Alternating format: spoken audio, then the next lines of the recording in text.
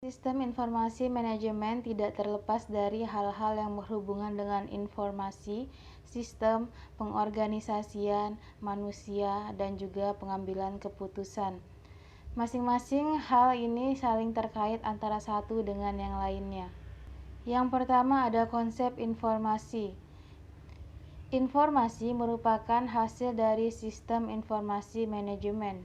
Informasi berasal dari kumpulan data-data yang mentah, yang berasal dari perusahaan dan juga dari luar perusahaan. Yang kedua yaitu konsep manusia. Manusia adalah pihak yang merancang, mendesain, membangun, mengoperasikan, dan juga yang menggunakan. Yang ketiga, konsep sistem. Sistem merupakan gabungan elemen atau komponen atau subsistem yang menjalankan tugasnya masing-masing yang saling terintegrasi, saling terhubung satu sama lain, dan membentuk satu kesatuan untuk menghasilkan satu tujuan. Yang keempat yaitu konsep organisasi manajemen. Manajemen akan mengelola perusahaan untuk mencapai tujuan. Manajemen akan memaksimalkan fungsinya untuk merencanakan, mengorganisasikan, melaksanakan, dan mengendalikan operasional perusahaan. Yang kelima yaitu konsep pengambilan keputusan. Konsep pengambilan keputusan adalah konsep yang memanfaatkan informasi yang dihasilkan oleh sistem informasi manajemen untuk dijadikan bahan atau dasar pertimbangan dalam pengambilan keputusan.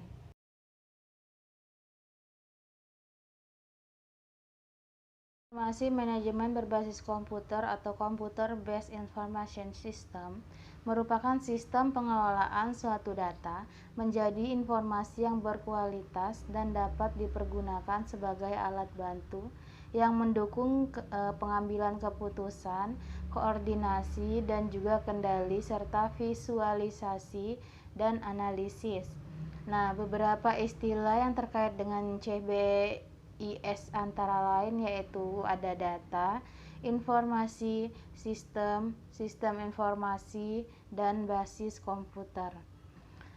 Informasi merupakan hasil dari pengelolaan data menjadi bentuk yang lebih berguna, yang bisa menerima dan menggambarkan suatu kejadian nyata dan dapat digunakan sebagai alat bantu untuk pengambilan dalam keputusan.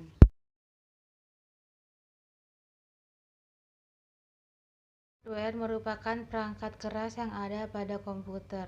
Hardware bisa dilihat dengan kasat mata dan bisa disentuh dengan tangan. Fungsi hardware sendiri yaitu sebagai komponen komputer, pengelolaan data, dan input akses. Yang kedua yaitu software. Software merupakan perangkat lunak yang ada pada komputer. Software ini dibagi menjadi dua yaitu software sistem dan juga software aplikasi. Yang ketiga yaitu brainware. Brainware yaitu bisa dibilang sebagai orang yang menggunakan komputer atau orang yang mengkoordinasikan komputer, mengelola komputer, dan juga menggunakan komputer. Untuk perkembangan software dan juga hardware sekarang ini sudah cukup baik pada sistem komputer karena mampu menampung file atau penyimpanan pada sistem komputer dengan baik dan juga aman. Dari ERP yaitu sebuah sistem aplikasi yang bertujuan untuk mempermudah proses kegiatan di suatu perusahaan. Aplikasi ini meliputi modul diantaranya yaitu material tiket, sehingga seluruh kegiatan yang dikerjakan di sini dapat dilakukan secara mudah dan juga cepat. ERP ini bisa membantu sebuah perusahaan untuk melaksanakan tugasnya dengan baik. Sedangkan tujuan ERP yaitu yang pertama efisiensi dan juga efektivitas, yang kedua untuk menciptakan kolaborasi, yang ketiga untuk memperketat keamanan data, dan yang keempat membuat prediksi bisnis yang akurat. Itu dalam perencanaan sistem dibagi menjadi tiga. Yang pertama yaitu ada aliran sistem informasi, yang kedua ada konteks diagram, dan yang ketiga ada data flow diagram.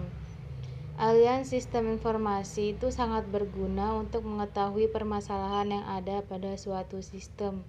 Sedangkan konteks diagram adalah gambaran umum tentang suatu sistem yang terdapat di dalam suatu organisasi yang memperlihatkan batasan sistem.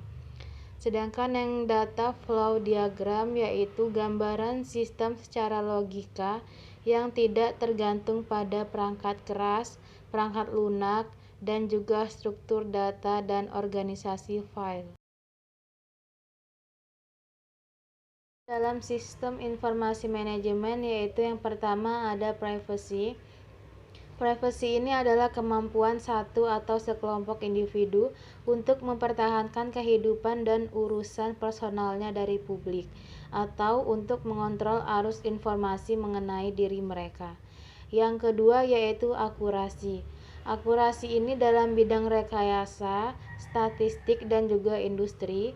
Akurasi dari pengukuran sistem adalah tingkat kedekatan pengukuran dari sebuah kuantitas untuk yang nilai yang sebenar-benarnya. Yang ketiga yaitu properti.